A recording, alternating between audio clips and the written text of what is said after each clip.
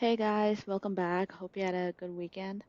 I actually went and saw Derek Huff from the Dancing with the Stars fame, and I saw his dance team. He did a Symphony of Dance performance. I believe he's on tour, and I saw him last night, and it was amazing. He and his wife and his dance team, they're all so amazing. Um, they were so infectious, and they emote just through dance and it was so much fun that every time they dance, especially at the beginning, we would want to um you know it's just so infectious that you would want to dance yourself too, like watching them dance and listening to the music that they chose to dance. It would just make you want to dance yourself. So I had a really uh, fun time last night. And hope you listened to my last episode where I talked about how I watched over 250 seasons of TV during the pandemic over the last 3 years. It was just like a bonus episode. I thought I wanted to share my experience about that. And yeah, if you have time, please listen. Do give it a listen. And this week I'm back with a few more recommendations on what to watch this weekend. Um, in terms of like new content in the theaters, it's basically non-existent. I believe there is Killers of the Flower Moon this week, but I haven't had a chance to watch it, and I'm actually hoping, I'm waiting for it to show up in Apple TV. I believe it'll come next month, but I'm not sure. But other than that, there isn't anything going on in the theaters right now that I would be interested in at least. So I thought I would come up with a list like I do every week and share them with you, and you would probably, if you have time, check them out. So first of all, since we are still like close to Halloween weekend, I thought I would recommend A Haunting in Venice. It's a movie on Hulu. It's actually the third movie in the Hercule Poirot and Agatha Christie adaptation movies. This movie is so good. I would definitely recommend you guys watch it, especially since it's so close to Halloween yet, and there are still a couple of Halloween movies out in the theaters. It kind of still feels like we're in the same season. Anyway, this movie I feel like it's the best one in all three. I would rank this movie first, A Haunting in Venice. Then I would rank his first movie, which I believe it's called. Murders on the Orient Express, and then I would rank Death on the Nile. I didn't really enjoy Death on the Nile. The CGI was terrible. It came out in the pandemic. It wasn't as good. But I feel like this movie is my favorite so far in all three of his movies. Um, the direction and the cinematography, the stills, the photography was so amazing. I believe it was shot in on site, right? Because as the title suggests, it's set in Venice. And this is a very good movie because the main character is a detective, but he has to cope with a possible haunting, which makes no sense because he's a logical person and a haunting is not logical. And, he has to come to terms with that and try to still find who is the murderer, who is the criminal, and solve this murder mystery. So I would definitely recommend watching A Haunting in Venice on Hulu.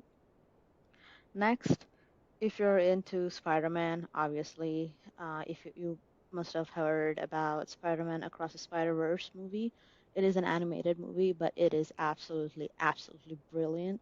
I watched it on the opening day in the theaters, and I watched it a couple more times, and it has actually been put on Netflix. It is available on Netflix at no extra cost, and I watched it again. It is so brilliant.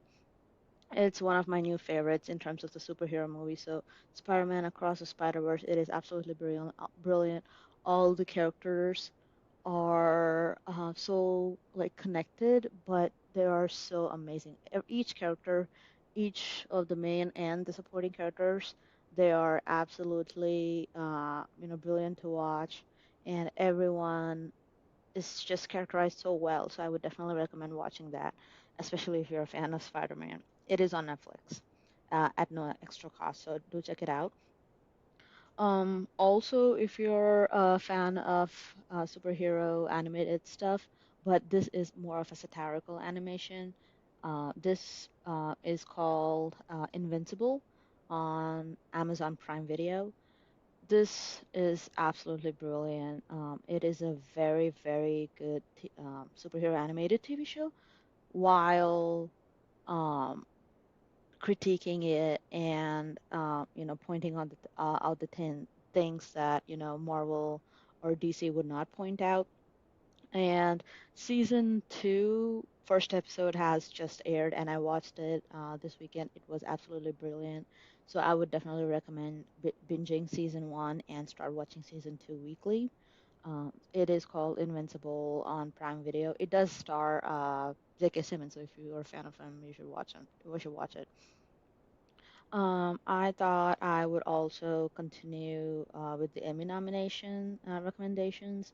So this week, I would like to recommend Ted Lasso on Apple TV Plus. It's been a huge phenomenon. I'm sure you've heard of this.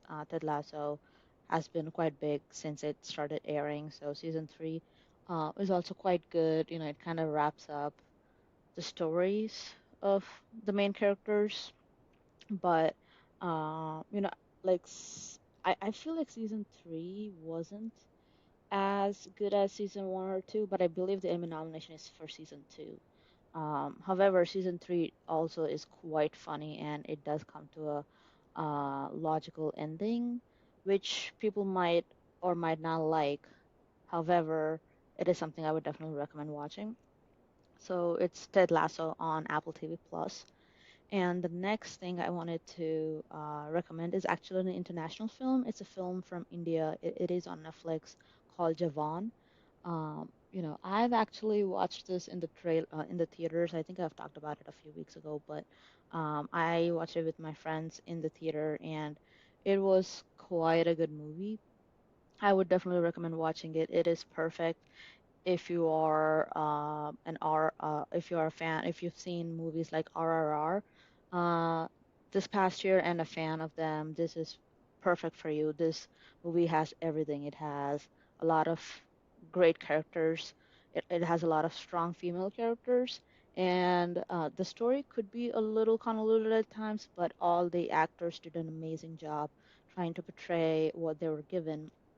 And it has political commentary on, how life is like in the in India, and how some of the corners of that country are not really noticed by, other main politicians or big parties in the country. So it has a little bit of everything. And one of the things I really liked about this movie is how female characters are constructed, because there are a lot of supporting female roles in this movie, and they aren't shown as victims of other people, individual people. However, they are shown as victims of the system itself, and people taking advantage of the system, and how these women take back control and try to do the right thing even under terrible circumstances. So that is something that felt really empowering for me, and that's something I would recommend watching as well. It is a very entertaining movie. On top of that, the action sequences and the imagery are really fun to watch. So it's called Javan. It is available on Netflix since this weekend, so please do check it out. And these are my recommendations for this week for you guys to watch, and hope you check them out and have fun. All right, I will see you guys next time in next week's episode on what to watch. Thanks for listening, and bye bye.